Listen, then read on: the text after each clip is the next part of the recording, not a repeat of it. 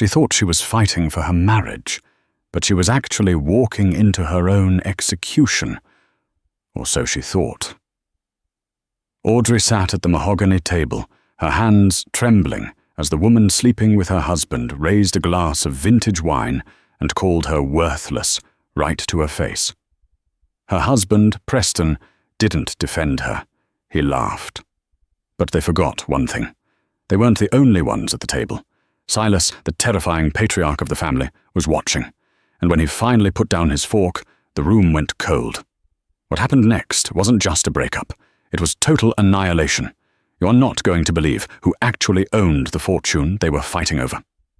The rain in Seattle didn't just fall, it hammered against the windows of the black Mercedes S-Class like a judgment. Inside the leather-clad interior, the silence was louder than the storm. Audrey adjusted the hem of her dress, a modest navy blue silk that she'd worn 3 years ago, to a charity gala. It was the only formal dress that still fit her perfectly after the stress of the last year had whittled her frame down to sharp angles. Beside her, Preston drove with one hand on the wheel and the other scrolling through his phone, the blue light illuminating a face that had once looked at her with adoration, but now only held a permanent expression of mild annoyance. "Put the phone away, Preston," Audrey said, her voice soft but steady. "We're 5 minutes from your father's estate. If Silas sees you texting while driving through the gates, he'll have a fit." Preston didn't look up. He typed a quick reply, a smirk twitching at the corner of his mouth, before tossing the phone into the cup holder. "Relax, Audrey. The old man is turning 75. He's lucky I'm showing up at all, considering the quarter we just had. Bennett Logistics is carrying the family name right now, not him." "It's his birthday," Audrey reminded him, looking out at the iron gates of the Blackwood estate looming in the headlights, "and he respects punctuality and presence. You know that. I know what he respects. Money, power, results." Preston finally glanced at her, his eyes scanning her outfit with critical detachment. "Is that what you're wearing? I told you to buy something new, something sharp. You look like a librarian." Audrey felt the familiar sting of tears but swallowed them down. "It's a vintage Dior, Preston. And we're trying to save money, remember? You said the liquidity issues at the firm meant we had to cut back on personal spending." Preston let out a sharp, derisive laugh. "I said we need to be careful. I didn't say my wife should look like she shops at a consignment store. God, image is everything, Audrey. When are you going to get that through your head? Tonight isn't just a birthday dinner. It's a merger of sorts. We have guests." Audrey froze. "Guests? You said it was just family. Just Silas, you, and me." "Plans changed," Preston said dismissively as the car crunched over the gravel driveway. The massive stone manor looked like a fortress against the night sky. "Tiffany is coming." The air left Audrey's lungs. "Tiffany, your VP of sales. Why is she coming to your father's 75th birthday dinner?" Preston put the car in park and turned to her, his eyes cold and dead. "Because she's integral to the company's future, Audrey. She just closed the chaotic deal with the European distributors. She's valuable. She deserves a seat at the table." "Valuable?" The word hung in the air like a weapon. "She's your mistress, Preston," Audrey whispered, the truth she had been too afraid to speak for months, finally spilling out in the safety of the dark car. "Do you think I'm stupid? The late nights, the business trips to Aspen, the smell of her perfume on your coats. You're bringing your mistress to your father's house." Preston didn't panic. He didn't deny it. He just sighed, looking bored. "Don't start a scene, Audrey. You have a roof over your head, don't you? You have a car, a heavy allowance, and the Bennett name. Tiffany is a necessary partner. She understands the business. She understands me. Just go in there, smile, eat your soup, and don't embarrass me. If you make a scene, you'll be the one walking home in the rain." He opened his door and stepped out into the storm, not waiting to hold the umbrella for her. Audrey watched him walk toward the massive oak doors, her heart shattering in her chest. She had two choices: stay in the car and admit defeat, or walk in there and maintain her dignity. She took a deep breath, opened the door, and stepped into the rain. She was a Bennet by marriage, but she had raised this man for 10 years. She wouldn't let him break her tonight. The foyer of the Blackwood estate smelled of old money, beeswax, cedar, and faint pipe tobacco. Silas Bennet stood by the roaring fireplace in the great hall. At 75, the founder of Bennet Logistics was still a mountain of a man. He leaned heavily on a cane topped with a silver wolf's head, his white hair slicked back, his eyes sharp as flint. Silas was a man of few words, and even fewer smiles. He had terrified Audrey when she first started dating Preston, but over the years they had developed a quiet, distant understanding. "Happy birthday, Silas," Audrey said, approaching him with a small, wrapped box. "I hope you're feeling well." Silas looked down at her, his expression unreadable. He took the gift, a first edition of The Art of War, a book she knew he had been hunting for years. He didn't open it, but his thumb brushed the spine. "You're late, Audrey." "The storm," Preston cut in, striding over to pour himself a scotch from the crystal decanter on the sideboard, and Audrey took forever to get ready. "You know how she is." Silas's eyes darted to his son, then back to Audrey's pale face. He said nothing. Just then, the heavy oak doors swung open again. The sound of high heels clicking on the marble floor echoed like gunshots. Tiffany entered. She was everything Audrey was not. Tall, statuesque, and wearing a dress that was entirely inappropriate for a family dinner. A bright crimson backless gown that clung to her like a second skin. She shook out a wet umbrella and handed it to the butler without looking at him. "So sorry I'm late," Tiffany announced, her voice projecting as if she were on a stage. She walked straight to Preston, placing a manicured hand intimately on his bicep before turning to Silas. "Mr. Bennet, an honor to finally meet the legend behind the empire. I'm Tiffany Vance." Silas didn't move.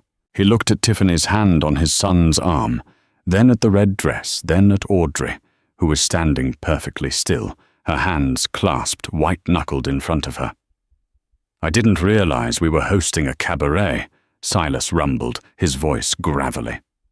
Tiffany laughed, a high, tinkling sound that grated on Audrey's nerves. "Oh, you're hilarious. Preston told me you had a dry wit. I'm the VP of sales. I'm the one who brought in the McAllister account last week." "I know who you are," Silas said. He turned his back on her and walked towards the dining room. "Dinner is served. We do not wait."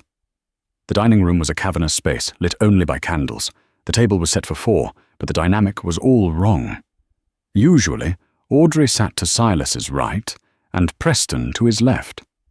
But Tiffany breezed past Audrey and claimed the seat next to Preston, effectively blocking Audrey from her husband. Audrey was left to sit opposite them, alone on her side of the table, facing the firing squad. Silas sat at the head, heavily dropping into his chair. The staff began to pour the wine, a 1998 Chateau Margaux. "So," Tiffany started immediately, picking up her wine glass by the bowl rather than the stem, a subtle error that didn't escape Silas's notice. "Preston has told me so much about this place. It's a bit drafty, isn't it? If the company has another good year, maybe we could look into renovating this old hall. Modernize it. Glass walls, open concept." Audrey felt a surge of protectiveness. "The Blackwood estate is a historical landmark, Tiffany. You can't just knock down walls. It has history." Tiffany smirked, taking a sip of wine. "History is just another word for old, isn't it? In business, if you don't adapt, you die. Right, Preston?" Preston nodded, swirling his drink. "She's right, Dad. We need to stop clinging to the past. The company needs a fresh face. And frankly, so does this house." Silas cut into his steak, his knife scraping against the china. "The house stands because it has a strong foundation, something you two seem to know little about." "Speaking of foundations," Tiffany pivoted, her eyes locking onto Audrey like a predator. Audrey, Preston tells me you used to be a graphic designer before you quit. I didn't quit, Audrey said, her voice shaking slightly. I stepped back to manage the household and support Preston when he took over as CEO. It was a joint decision. Right, Tiffany nodded with mock sympathy. Homemaker. It's a sweet gig if you can get it. Staying home, spending the money the men make. Must be nice to have so much free time while the rest of us are out there grinding, securing the future. I manage the estate's finances, the charitable trust, and the social calendar that secures our investors, Audrey corrected, finding her spine. It's not free time. Preston rolled his eyes. Barely work, Audrey. You sent a few emails. Tiffany just secured a $6 million contract. Let's have some perspective. The insult stung, but it was the public dismissal by her husband that hurt more. Audrey looked at Silas, hoping for some intervention, but the old man was focused entirely on his meal, seemingly deaf to the conversation. He was leaving her to the wolves. By the time the dessert course arrived, a dark chocolate tart with gold leaf, Preston and Tiffany had consumed the better part of 2 bottles of wine. Their knees were touching under the table. Audrey could see the tablecloth shifting. They were brazen, drunk on arrogance and red wine. Audrey had barely touched her food. She felt sick. She wanted to leave, but she refused to give Tiffany the satisfaction of seeing her run. I'd like to propose a toast, Tiffany announced, standing up. She swayed slightly, clutching her glass. To Preston, the man who actually runs the Bennett Empire, and to the future. A future where we trim the fat and focus on assets that actually provide a return on investment. She looked directly at Audrey. You know, Tiffany continued, her voice losing its sugary coating and becoming sharp, we were looking at the payroll and the expenses today, Audrey. Preston showed me the allowance you get for running this house. It's obscene. That is private matter, Audrey snapped. It's company money, Tiffany laughed. Technically, it's my commission you're spending on those vintage dresses. And for what? What do you actually bring to the table, Audrey? You have no kids. You have no career. You've aged out of being the trophy. You're just a line item, an expense. That's enough, Audrey said, standing up. Her hands were trembling violently now. Preston, are you going to let her speak to me like that in your father's house? Preston looked up, his face flushed. He didn't look angry at Tiffany. He looked annoyed at Audrey. She's not wrong, Audrey, Preston slurred. We've been talking. The business is evolving. My life is evolving. I need a partner who is a power player, not a dependent. Tiffany is a killer in the boardroom. You're just a passenger. A passenger? Audrey gasped. I designed the branding that launched your logistics app. I introduced you to the investors in the city council. I built the network you're standing on. That was 5 years ago, Tiffany shouted, slamming her hand on the table. What have you done lately besides spend Preston's money? You're worthless, Audrey. You're a leech. And frankly, this family dinner is for the people who actually matter to the Bennett legacy. You should just sign the papers Preston has in his car and leave. The silence that followed was deafening. Audrey looked at Preston. You have divorce papers in the car on your father's birthday? Preston shrugged, finally meeting her eyes with a cruel indifference. I wanted to get it over with. Tiffany and I are moving into the penthouse next week. It's time you faced reality, Audrey. Your expired goods. Audrey felt the room spin. The humiliation was total. She had been stripped bare, insulted, and discarded in front of her father-in-law. She turned to Silas, tears finally spilling over. I'm sorry, Silas, she whispered. I'm sorry I ruined your birthday. I'll go. She turned to leave. Sit down, Audrey. The voice didn't boom. It rumbled, low and dangerous, like the growl of a tectonic plate shifting before an earthquake. Silas Bennett had placed his silverware down on his plate with a deliberate clink. He hadn't looked up yet. He was wiping his mouth with a linen napkin, his movements sallow and precise. Tiffany laughed nervously. Oh, Silas, don't worry. Let her go. The drama is exhausted. We can finally celebrate, I said. Silas looked up, and for the first time that night, his eyes were blazing with a cold blue fire that instantly silenced the room. Sit down. Preston sobered up instantly. He knew that look. That was the look Silas wore before he hostilely took over a competitor. That was the look of a predator who had finished playing with his food. Audrey froze, her hand on the back of her chair. She slowly sank back into her seat. Silas picked up his cane and slowly stood up. He loomed over the table, casting a long shadow over his son and the woman in the red dress. "You speak of value," Silas said, his voice quiet but carrying to every corner of the room. He looked at Tiffany. "You speak of return on investment." He looked at Preston. "And you speak of ownership." Silas reached into the inside pocket of his jacket. He pulled out a thick, Tudi folded document and tossed it onto the center of the table. It landed with a heavy thud between the candles. "It seems," Silas said, a cruel smile curling his lips, "that there has been a significant misunderstanding regarding who exactly owns what at this table." "Nine." Preston stared at the document. "Dad, what is that?" "That," Silas said, "is the restructuring agreement of Bennett Logistics, dated 5 years ago, the day you took over as CEO. I think it's time you read the fine print, Preston, because according to you, Audrey is worthless, but according to this document, she is the only reason you aren't in federal prison." The silence in the dining room was no longer just awkward. It was heavy, suffocating, like the air in a crypt before the door is sealed. The storm outside had intensified, thunder rattling the high, stained-glass windows, but inside, the only sound was the rustle of paper as Preston picked up the document Silas had thrown. His hands were shaking so badly the paper vibrated. "Read it," Silas commanded, leaning back in his chair and tenting his fingers. "Page 4. Paragraph 3. The clause titled The Insolvency Contingency." Preston squinted at the legal text. He swallowed hard, his Adam's apple bobbing. "Dad, this is from the 2019 near bankruptcy. The McAvoy scandal. We settled this. I took the fall publicly. We paid the fines, and we moved on." "You didn't take the fall," Silas corrected, his voice dripping with disdain. "You almost destroyed a 50-year legacy because you were too busy partying in Ibiza to read the compliance reports. You committed gross negligence, Preston. You were legally liable for $40 million in damages. So, we paid it," Preston snapped, trying to regain his composure in front of Tiffany. "The company is profitable now.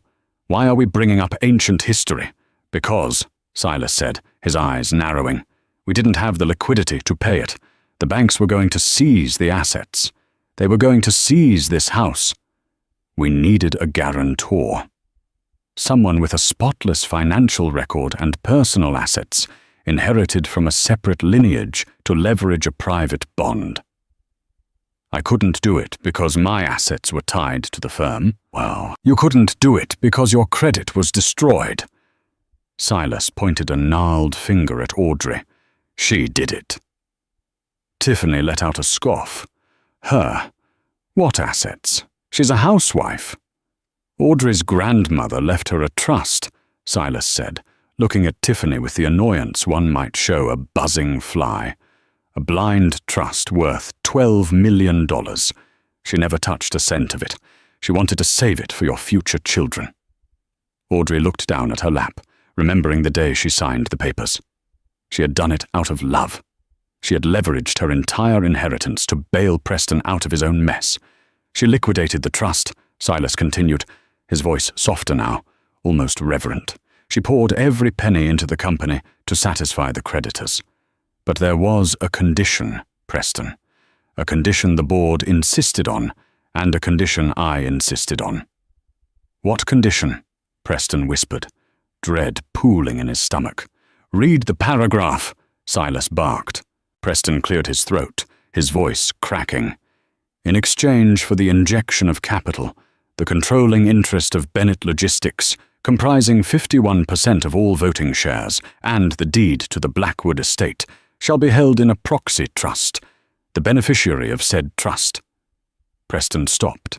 He blinked, rereading the line as if the words would change. Go on, Silas urged.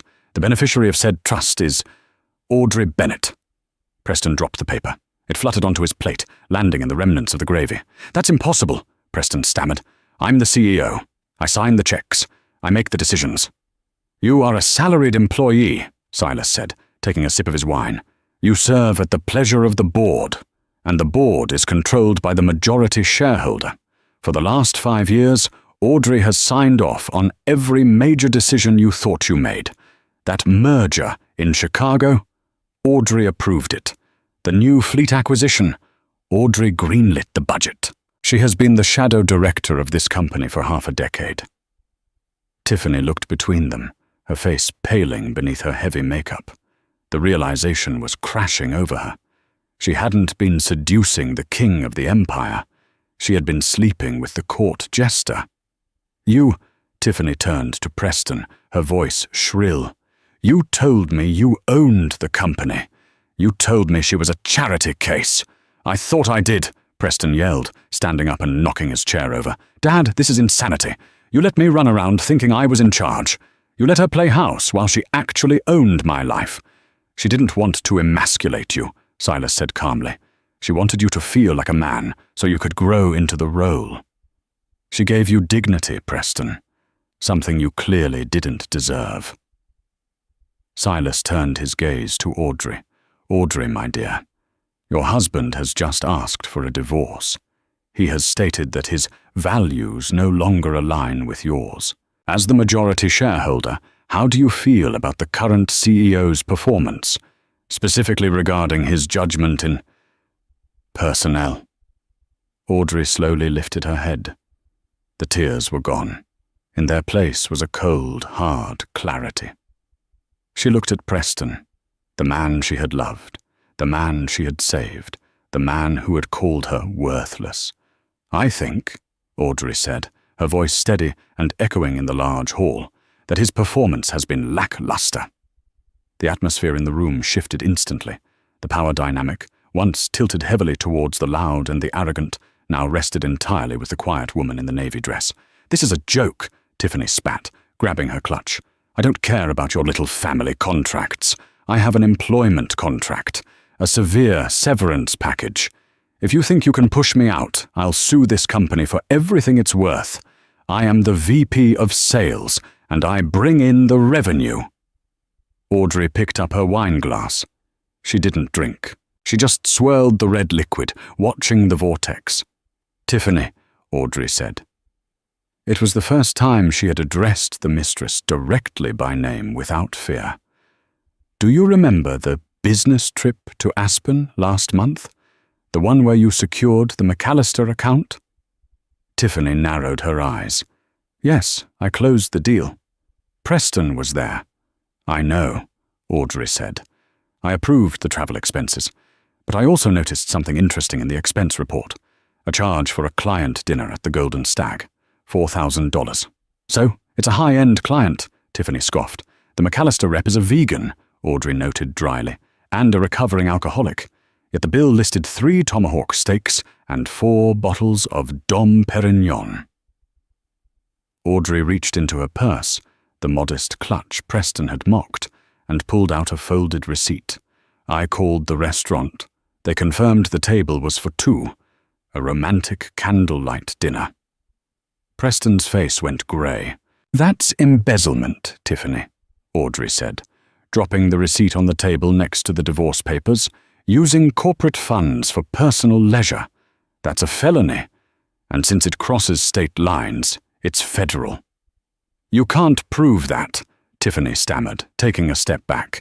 I can, Silas interjected, because I had the security team pull the restaurant footage.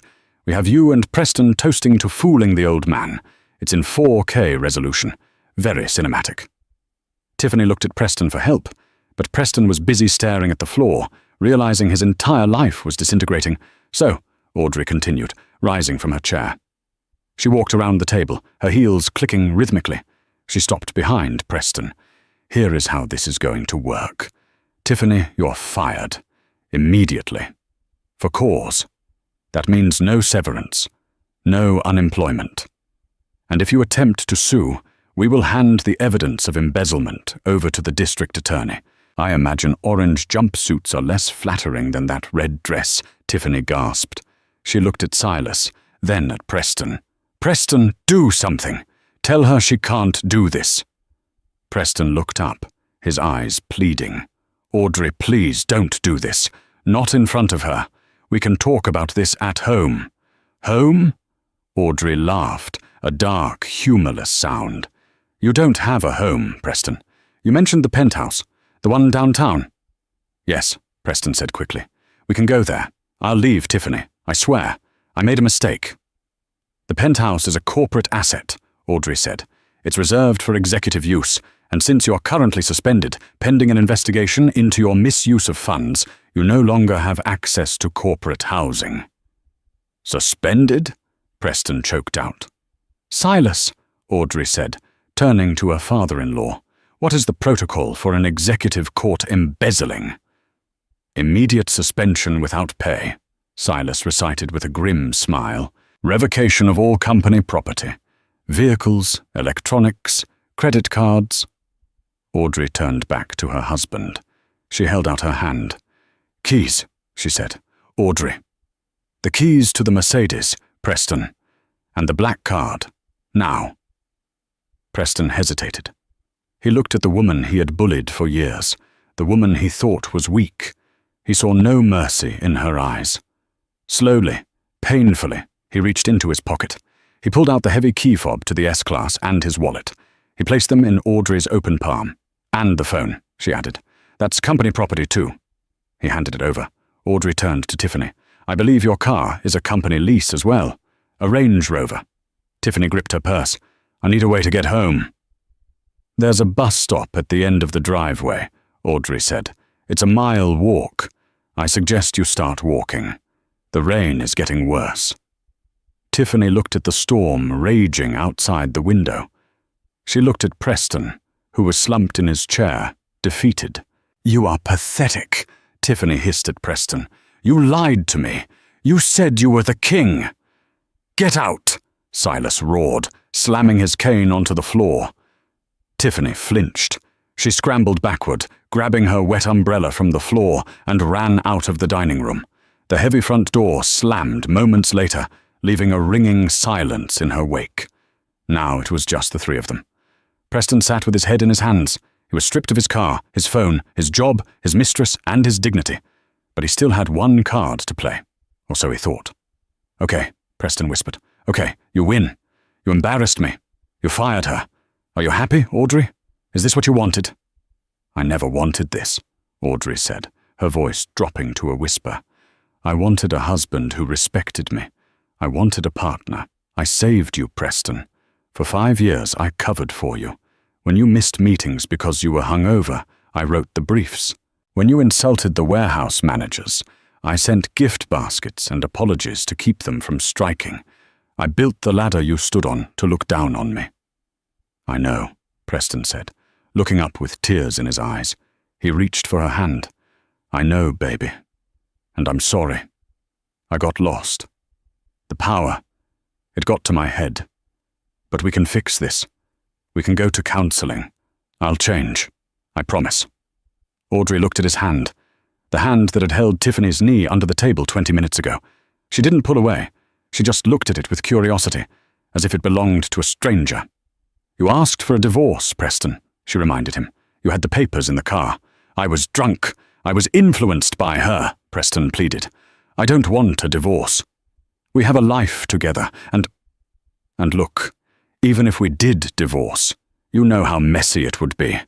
Community property, I'd still get half the assets, half of your trust, since you commingled it with the company. Do you really want to destroy the company just to spite me? Let's be rational." It was a subtle threat. Even while begging, he couldn't help but try to leverage her. He thought he still had a financial claim. Silas let out a low chuckle. He began to cut another piece of steak. He really doesn't read, does he, Audrey? Audrey pulled her hand away from Preston. Do you remember the prenup, Preston? Yeah, Preston scoffed. My dad made us sign it, to protect the Bennett fortune from you. That was the original draft, Audrey said. But do you remember the amendment your father added the night before the wedding? The one you signed without reading because you were too busy planning the honeymoon? Preston froze. What amendment? The infidelity clause, Audrey said. It's a morality clause. Specifically, it states that if either party is found to be engaging in extramarital affairs that result in public embarrassment or financial loss to the family estate, that party forfeits all claims to marital assets. They leave the marriage with only what they brought into it. Preston's mouth opened, but no sound came out. You brought nothing into this marriage, Preston, Silas added helpfully. You were fresh out of college with student debt that I paid off. You have zero equity. You have the evidence, Audrey said, gesturing to the surveillance footage Silas had mentioned. You have the witness, your own father. You have the confession at the dinner table. She picked up the divorce papers Preston had brought. She smoothed them out on the table. You wanted to sign these? Audrey asked. She reached into her purse and pulled out a fountain pen, a gift Preston had given her for their first anniversary, back when he was kind. She uncapped the pen. I'll sign them, Audrey said, but we are filing my version, the one where you walk away with nothing. Audrey, you can't, Preston gasped, panic seizing him. I have no money. I have no car. Where will I go? How will I live? You're a smart guy, Preston, Audrey said, signing her name with a flourish. You have a business degree. I'm sure you'll find an entry-level position somewhere. The job market is tough, though. You might want to update your resume. I'd avoid listing Bennett Logistics as a reference. She capped the pen and tossed the papers onto his chest. I'm keeping the house, she said. I'm keeping the company, and I'm keeping your father's respect. You can have the rest. Preston looked at Silas, begging for a lifeline. Dad, you can't let her do this. I'm your son. I'm your blood. Silas stood up, wiping his mouth. He walked over to Audrey and placed a hand on her shoulder. Blood makes you related, Preston, Silas said coldly. Loyalty makes you family. Audrey is the only Bennett at this table tonight. Silas looked at the grandfather clock in the corner. It is now 9 p.m. The security gate locks automatically at 9:30. I suggest you start walking if you want to catch up with Tiffany. I imagine she's waiting at the bus stop. You're kicking me out, Preston whispered. In the rain? Happy birthday to me, Silas said. Get out of my house. Here is the final, climactic conclusion to the story, written to provide deep emotional closure and dramatic satisfaction, followed by the YouTube outro. The heavy oak door of the Blackwood estate clicked shut, sealing out the storm, the mistress, and the unfaithful husband. For a long moment, the only sound in the dining room was the ticking of the grandfather clock and the drumming of rain against the glass. The air felt different now, lighter, cleaner, as if a fever had finally broken. Silas Bennett, the man who was feared by Wall Street and revered by his competitors, let out a long, ragged breath. He looked older suddenly, the adrenaline of the confrontation fading to reveal the fatigue of a father who had just disowned his only son. He sank back into his chair, his hand trembling slightly as he reached for the bottle of Chateau Margaux. He poured 2 glasses. He slid one across the mahogany table to the empty spot where Preston had sat, then realized his mistake. He paused, picked up the glass, and walked it over to Audrey. I never thought I'd see the day, Silas murmured, handing her the wine. I thought you were too soft, Audrey. I thought you were going to let him bleed us dry. Audrey took the glass. Her hand was steady now. The trembling had stopped the moment she signed the divorce papers. I loved him, Silas. You don't destroy the things you love until they leave you no choice. He left you no choice a long time ago, Silas grunted, clinking his glass against hers. To the new era. and to the only person in this house with a backbone. Audrey took a sip. It tasted like victory. "I need to be at the office at 7 a.m. tomorrow," she said, her voice shifting from personal grief to professional steel. "If Preston and Tiffany are locked out, the rumors will start by 8 a.m. The stock will wobble. I need to address the board before the market opens." Silas smiled, a genuine, rare expression that crinkled the corners of his eyes. "That's my girl. You take the Bentayga tomorrow. The S-Class is tainted." The takeover. The next morning, the rain had stopped, leaving Seattle washed clean and grey. The headquarters of Bennett Logistics, a glass monolith in the financial district, was buzzing with nervous energy. Preston hadn't shown up. Tiffany's office was locked. The company rumor mill was in overdrive. At 7:55 a.m., a polished silver Bentley pulled up to the curb. The valet, expecting Preston's aggressive arrival, was surprised to see the rear door open calmly. Audrey stepped out. She was not wearing the floral prints or soft cardigans she usually wore when dropping off lunch for Preston. She was wearing a tailored charcoal power suit, her hair pulled back in a severe, elegant chignon, and heels that clicked with authority on the pavement. She wore no wedding ring. She walked through the lobby. The receptionist, a young woman named Sarah, who had been brought to tears by Tiffany's bullying more than once, looked up in surprise. "Mrs. Bennett?" Sarah stammered. Is Preston coming in?" "No, Sarah," Audrey said, stopping at the desk. "Mr. Bennett is no longer with the company. Neither is Miss Vance. Please call security and have them box up the personal effects in the corner office and the sales VP office. Have them delivered to the storage unit on 4th Street. Nah." Sarah's jaw dropped. Who should I say is authorizing this?" Audrey smiled, but it was a smile that didn't reach her eyes. "The chairwoman." Audrey took the elevator to the top floor. She didn't go to the guest office she sometimes used. She walked straight into the CEO's suite. It smelled of Preston's cologne and stale ambition. She walked to the desk, picked up the framed photo of herself that Preston had kept face down for the last 6 months, and placed it in the trash. Then she hit the intercom. "Convening the board in 10 minutes, she said, "and get the legal team on the line. We have a forensic audit to conduct." The next 6 hours were a bloodbath, but a necessary one. Audrey didn't scream or shout. She laid out the spreadsheets. She showed the board the embezzlement, the falsified expense reports, and the reckless contracts Tiffany had signed to boost short-term numbers at the expense of long-term stability. By noon, the board, usually a group of skeptical old men, was eating out of her hand. They realized what Silas had known for years. Preston was the face, but Audrey was the brain. But the real test came at 2 p.m., the all-hands meeting. 200 employees gathered in the atrium. They were terrified. They knew a shake-up usually meant layoffs. Audrey stood on the mezzanine, a microphone in hand. She looked down at the sea of faces, people whose names she knew, whose kids' birthdays she remembered, people Preston referred to as overhead. "Good afternoon," Audrey's voice rang out, clear and amplified.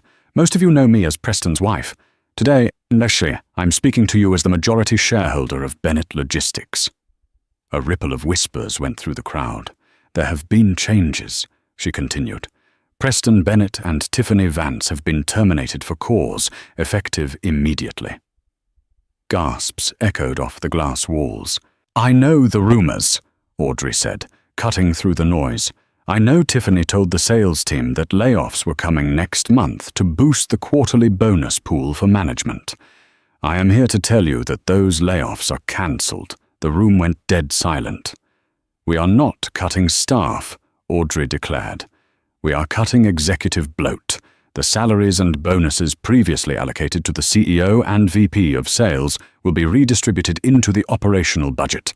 We are reinstating the 401k match that was paused last year, and we are going to fix the supply chain issues by listening to the warehouse managers, not ignoring them."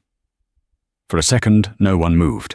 Then somewhere from the back, perhaps from the logistics coordinators who had suffered the most under Tiffany's reign, clapping started.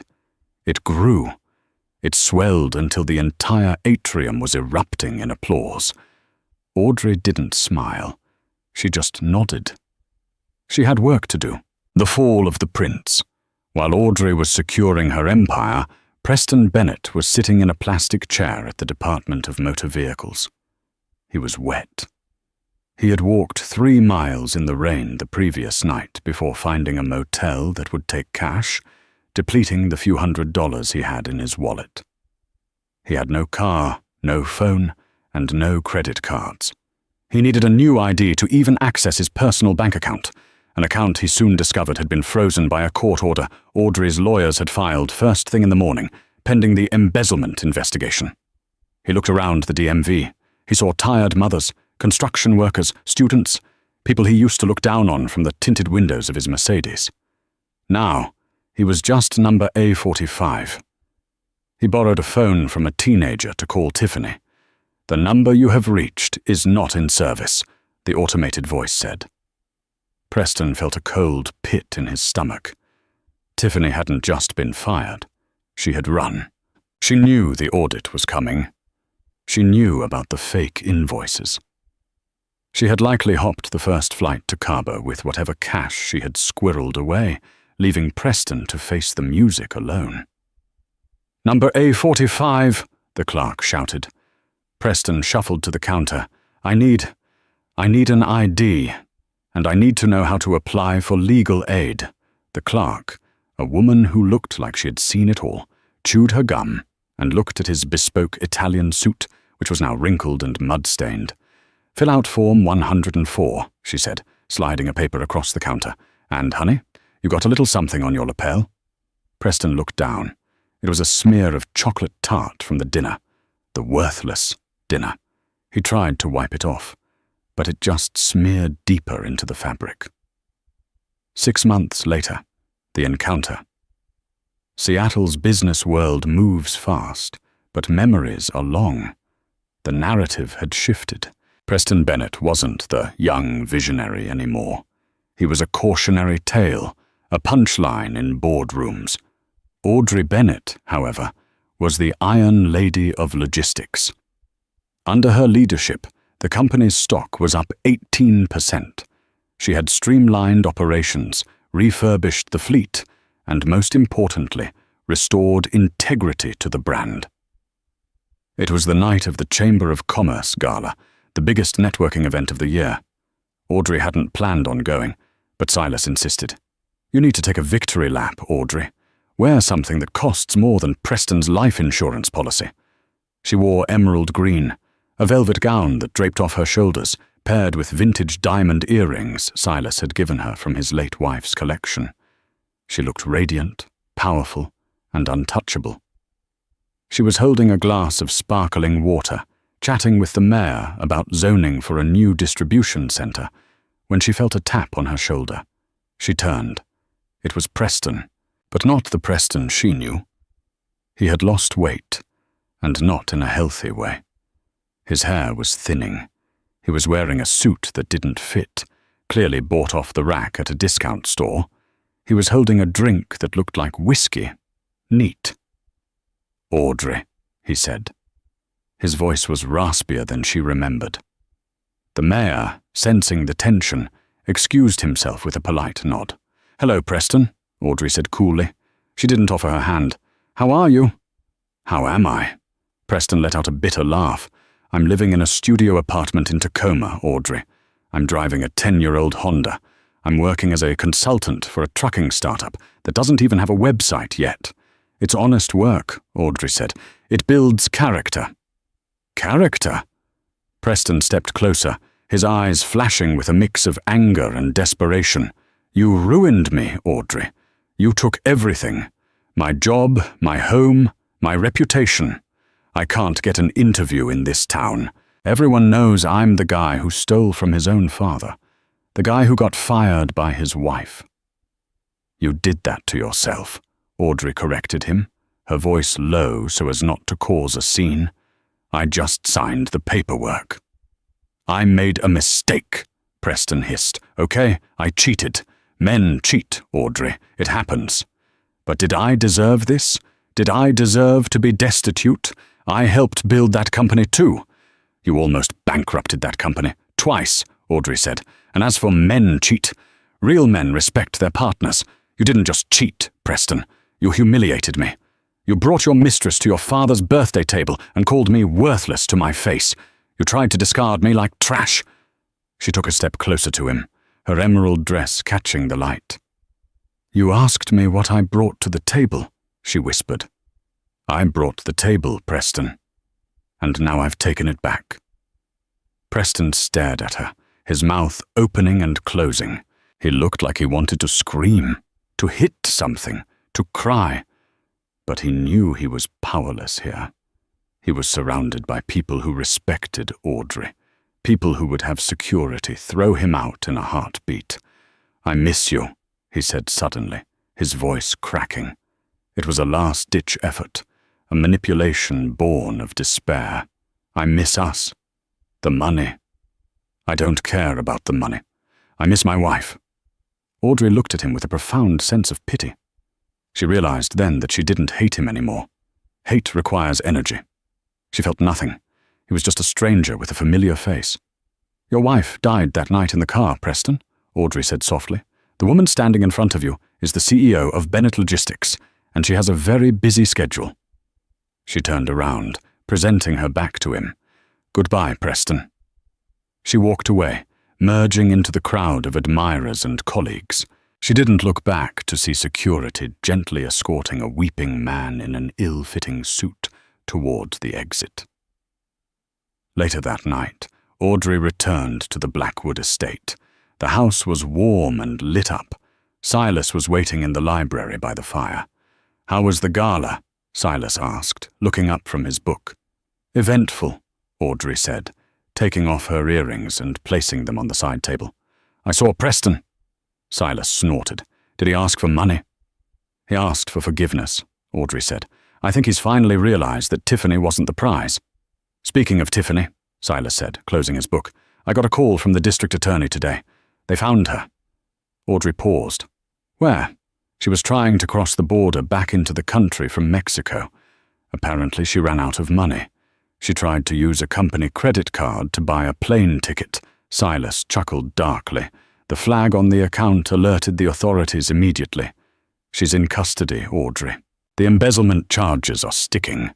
She's looking at 3 to 5 years. Audrey looked into the fire. She thought about the woman in the red dress, the arrogance, the cruelty. She thought about the worthless comment. Do you want to press for the maximum sentence? Silas asked. The lawyers say it's up to us how hard we push. Audrey watched the flames dance. She thought about the mercy she had shown Preston by not sending him to jail, only to poverty. She thought about Tiffany, who had actively conspired to steal from the family. No, Audrey said. Silas looked surprised. No, we don't need to push, Audrey said, turning to her father-in-law with a calm smile. Let the law do its job. I don't need revenge, Silas. I'm already living well. That's the best revenge, isn't it? Silas studied her for a moment, then nodded with pride. You're a better person than I am, Audrey. A true Bennett. No, Audrey said, picking up her photo from the mantel. A new one, taken of her and Silas at the company picnic, both laughing. I'm an Audrey, and that's worth a lot more. She kissed the old man on the cheek and headed up the grand staircase. She had an early meeting tomorrow. She was acquiring a competitor, the very trucking startup Preston was consulting for. She wondered, briefly, if she should fire him when she took over. She smiled. No, she thought. I'll keep him on. In the mailroom, everyone has to start somewhere. The lights of the Blackwood estate shone bright into the night, a fortress no longer under siege, but ruled by a queen who knew exactly what she was worth. Wow. Just wow. Can you believe the audacity of Preston and Tiffany? They really thought they could just erase Audrey from the picture, not realizing she was the one holding the frame the entire time. I have to ask you guys a question, and I want you to be honest in the comments below. Did Audrey go too far? Some people might say stripping Preston of everything and leaving him to work in a mailroom was cruel. Others, like me, think it was pure poetic justice. He messed around and found out, right? And what about Tiffany getting arrested at the border? Karma really doesn't miss. If you enjoyed this story of betrayal, revenge, and ultimate girl boss redemption, please do me a huge favor. 1. Smash that like button. It really helps the channel grow and tells YouTube you want more stories like this. 2. Subscribe and hit the notification bell so you never miss a upload. We drop new drama stories every Tuesday and Friday. 3. Share this video with a friend who needs a reminder to never let anyone call them worthless. Thanks for watching. And remember, be careful who you step on trying to climb the ladder. They might just own the ladder. See you in the next one.